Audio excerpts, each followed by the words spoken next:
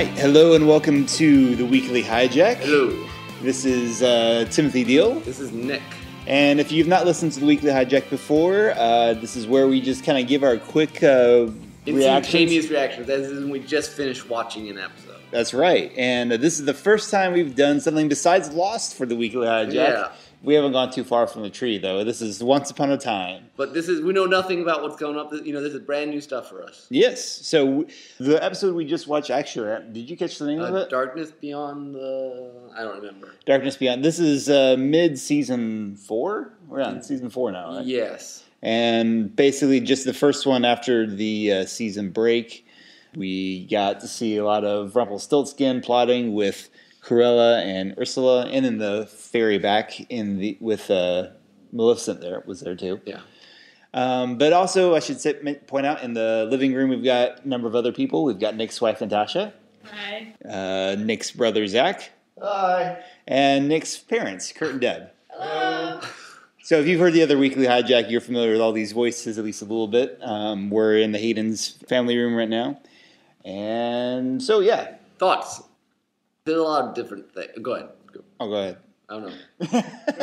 I would say beyond anything else. Great start, guys. I've never been completely convinced of this threesome of villains. It seems very odd to me. But I will say, first of all, my estimation of Cruella went up when she pulled a gun. I figured that was the smartest thing any villain had done in real America, real world stuff. Would use them. I know, but to me it was like, wow, that's helpful, as opposed to like some weird magic that may or may not work.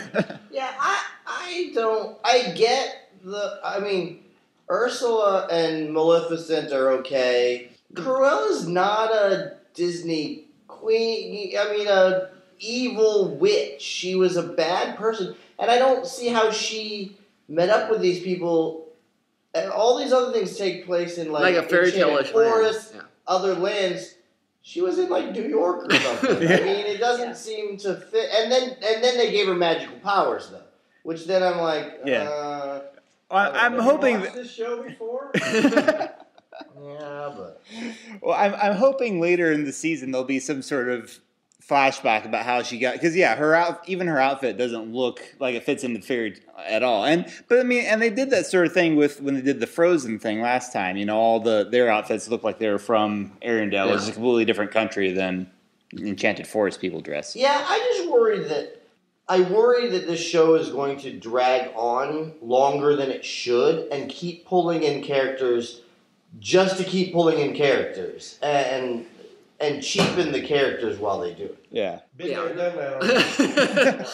Well, This show is true. The first season and probably some of the second is probably some of the stronger things. It's been very kind of uneven since we got away from just kind of the core story. Yeah. But the tricky thing is that it has some very strong moments. I love seeing, Regina trying to be good. Like, can we drop the E word, please? And this for all seasons, almost anything with Regina or Rumple, even if you don't even their plot lines sometimes are kind of crazy, those actors sell their scenes. They do. Well, I like this. I think the idea, this whole season behind this author and sorcerer thing, I really like that storyline, and that seems like it could have a lot of good things to it. Well, I worry that they're going to try to rush it quickly or cheapen that, and then next season have a whole new thing, and they're just going to keep dragging on. It's almost like, do that really well and end the show. Yeah. And be done with it. And then if you want to bring in like some of these characters and something else like they did with Wonderland, do that. Mm-hmm. But they've almost done as much as they can do really well with Storybrooke and these characters all together like this. Yeah, and I can totally see that. I remember when they went to Neverland at the beginning of season 3. I was like, oh, cool, we're getting away from Storybrooke for a while. Maybe we'll take these. And then we're in a jungle in the nighttime. Yeah, and it was like just wandering around for ages. Well, and even the idea of like them bringing, for a while they teased the idea of like maybe bringing like outside forces into Storybrooke and like maybe dealing with. It seems like if you got more of the outside world into Storybrooke or vice versa, it could make for some it could break it up a bit. I mean, I like Storybrooke, but at the same time, it does feel kind of confined. Like, how many more villains can we bring into this? Why is the curse around the town so confusing about how it works? Magic, that's my pet peeve sometimes, how magic can mean something one episode and then have a reversal of it the next episode, and you're just like... Well, I mean... It's very... And some of you just buy me that's the show, and then sometimes it just... Like, Zach early... Go ahead, Zach. Well, okay, two things on that, then. One is the giant hell... beast or whatever it was. I think Chernobog is his name for it. Okay, well, whatever it is. They were like, it can be destroyed because there's no magic in the outside world, and we'll send it to the outside world, which is a logical assumption, thing, I think. But then not 5 seconds later are they like, hey, let's throw this scroll out so they can use its magical abilities to get inside the town. And I'm like, wait, that doesn't work. Which then...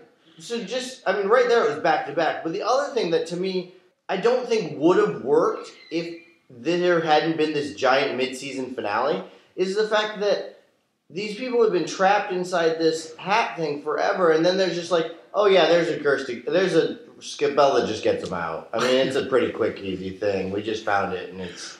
Well, but Rumpelstiltskin had planned, gave them the info they needed. Yeah, I know. It's just like, this hat is such a powerful thing. It releases the Dark One from his thing, but we've got this spell that'll just let it out. And then, like, and once you've been in it once, you can't get in it again. I'm like, that's a really arbitrary, rule for this hat. I just, it seems kind of weird to me. Yeah, it's true. They pull this kind of thing on once before. They do, yeah.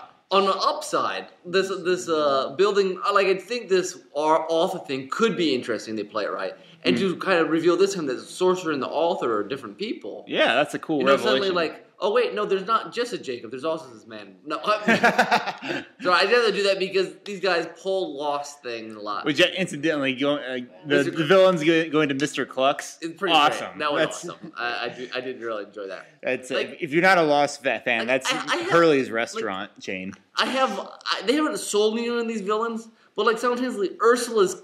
The person playing Ursula and her character, not necessarily her tentacles and weird Ursula-ishness, but her just being her personality works for me. Yeah. She's very, kind of hardcore and get it done and whatever, and I like that.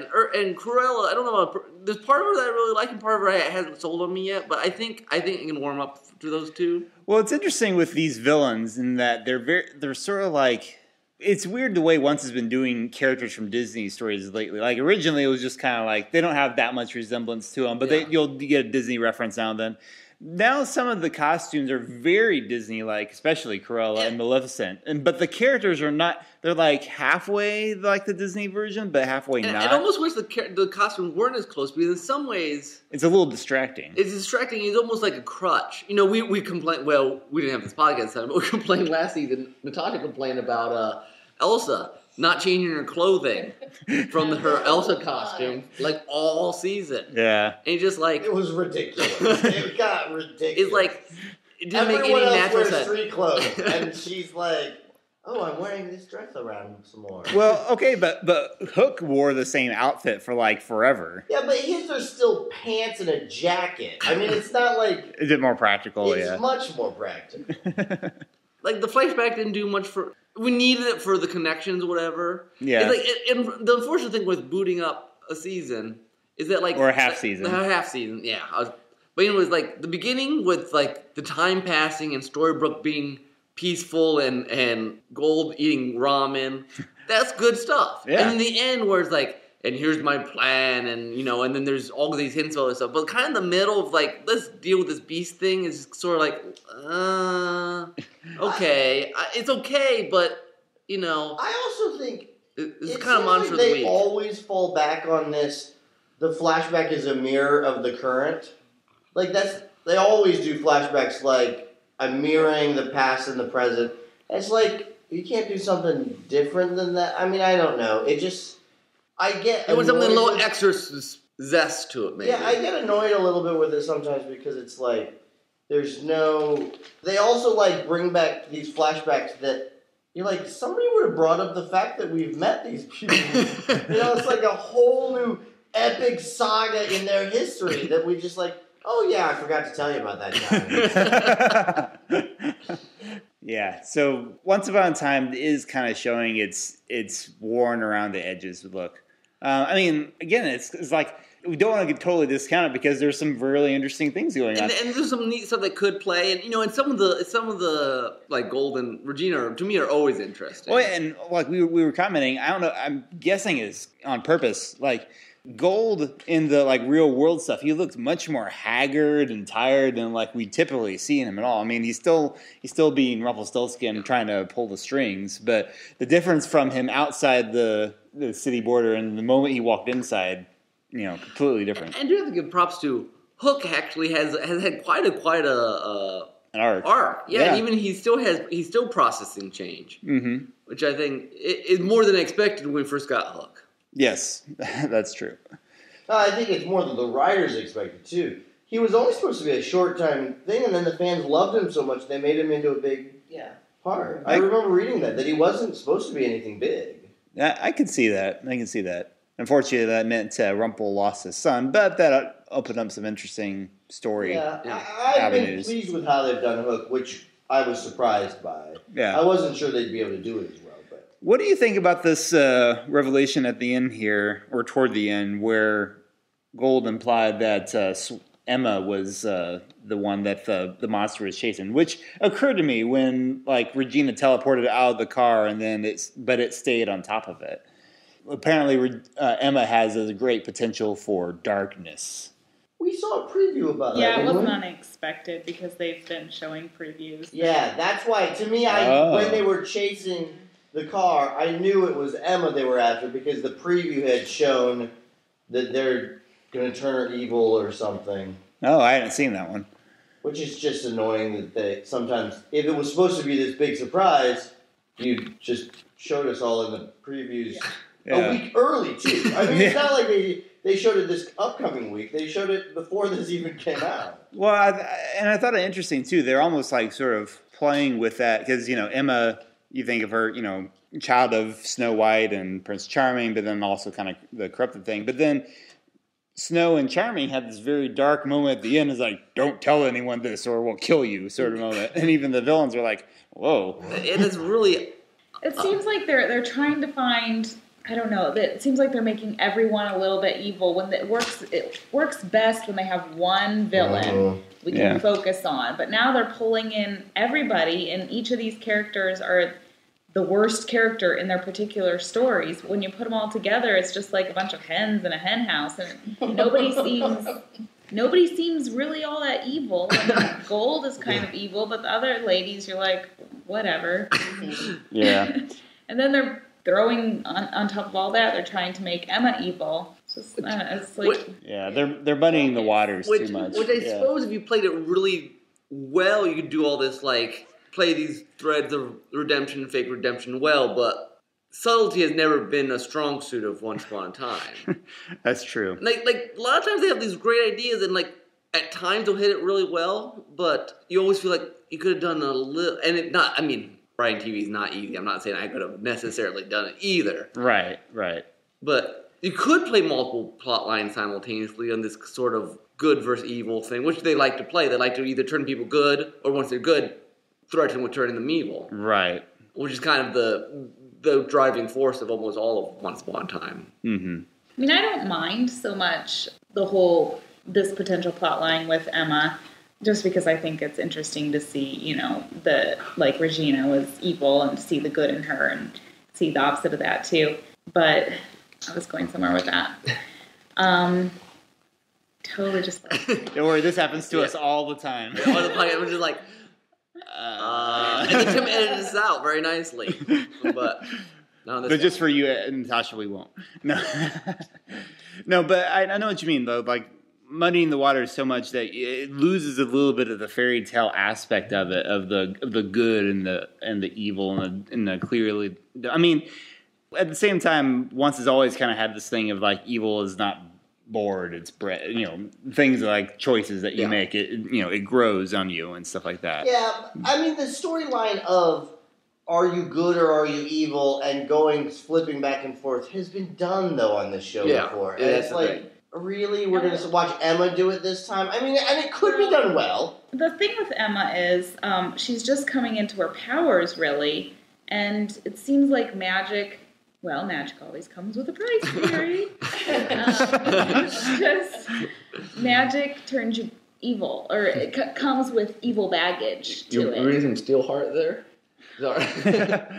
Well, it's the power thing. Yeah, I agree with that. Yeah. Since her power's rising, it makes sense, at least, that it might be drawing out her. Yeah, and I don't think I agree with you. It could be a good storyline. The thing is, they just did that storyline. You know what I mean? If they spaced it out, I wouldn't mind as much, and they might do it really well. And I'm curious, So how does that coincide or play with the whole?